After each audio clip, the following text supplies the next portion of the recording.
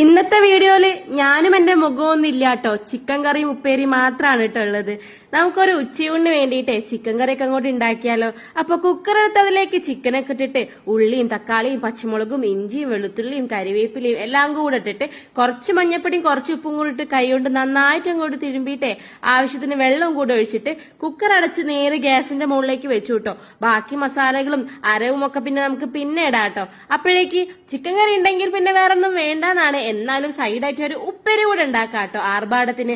അങ്ങനെതാ നല്ല കാബേജ് ഉപ്പേരിയും കൂടെ ഉണ്ടാക്കിയിട്ടുണ്ട്.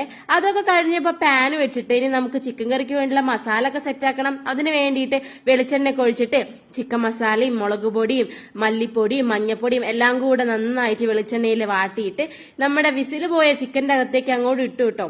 എന്നിട്ട് നന്നായിട്ട് ഒന്നുകൂടെ തിളക്കട്ടെ. അപ്പോഴേക്ക് ഇതാ തേങ്ങക്കൊരാകിയിട്ട് നന്നായിട്ട് വറുത്തരച്ചെടുത്തിട്ടുണ്ട്.